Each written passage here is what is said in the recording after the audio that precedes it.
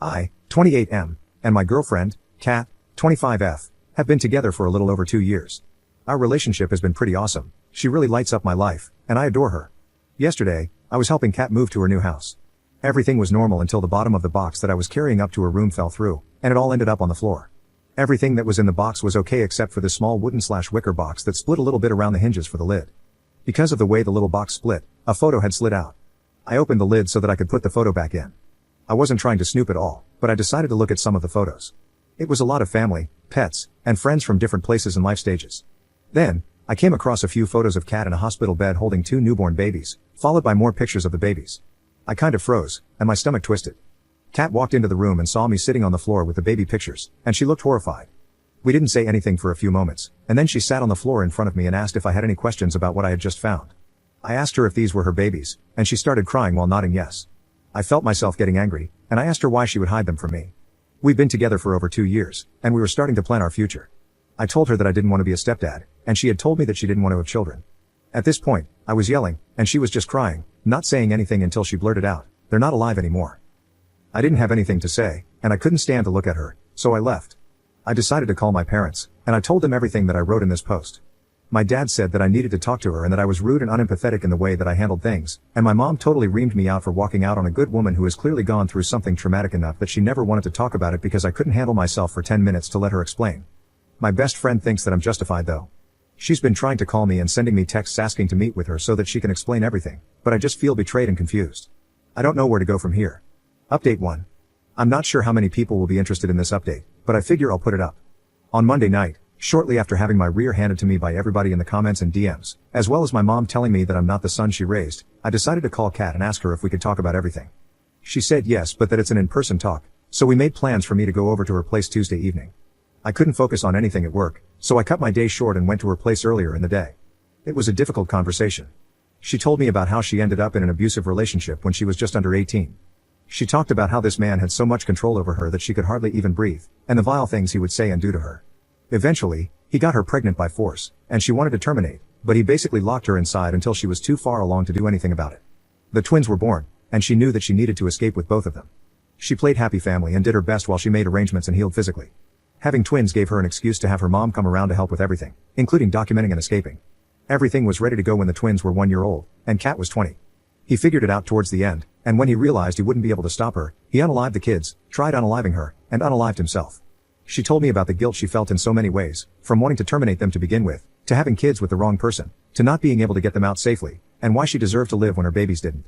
She went through a ton of therapy and was eventually able to get to a good place and start living again, thriving honestly.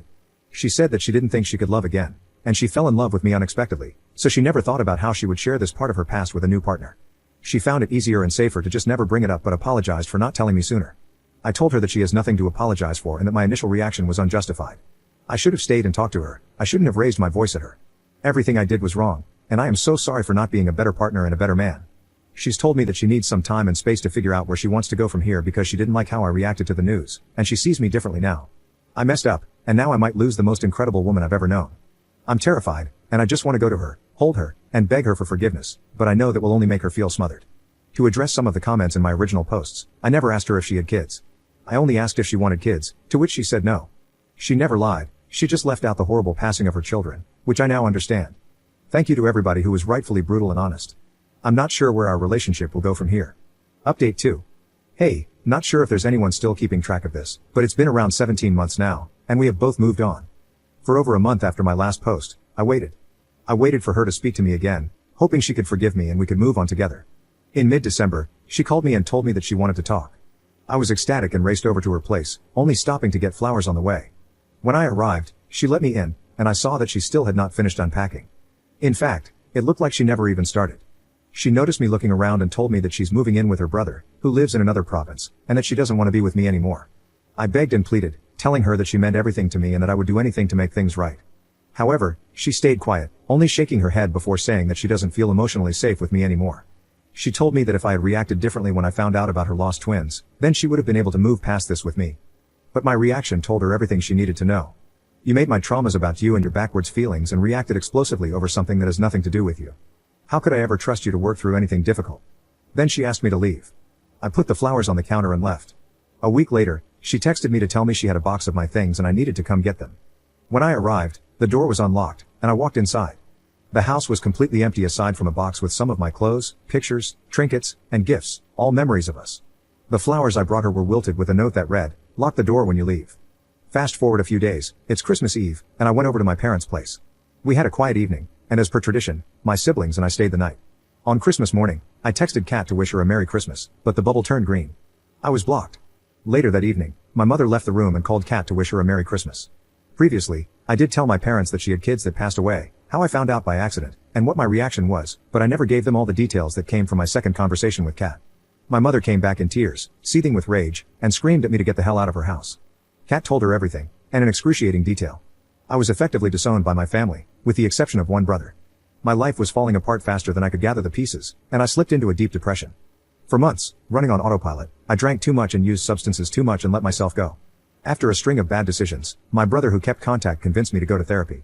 It was hard, but it helped a lot, and I soon started picking myself back up. A couple of months ago, I was scrolling through social media and saw a post featuring Kat from a mutual friend of ours. They were on a group vacation, and Kat had a new boyfriend. I decided to send our mutual friend, Anna, a DM asking about Kat, and I was met with a surprisingly friendly response of mild and vague info. She's doing well and thriving in BC. We continued to chat for a few days before we decided to meet for coffee. We have been seeing each other since, and recently, we made things official. I love her more than life itself, and I plan on marrying her one day, but my heart still aches for how I hurt Kat. Edit. Anna does not know. The story Kat gave her was that she fell out of love with me, so she ended it, and I never corrected her. I assume it's because she doesn't want to tell people her story. As for being in love with Anna after only a few months, when you know, you know. I did love Kat, I loved her very much, but not how I love Anna.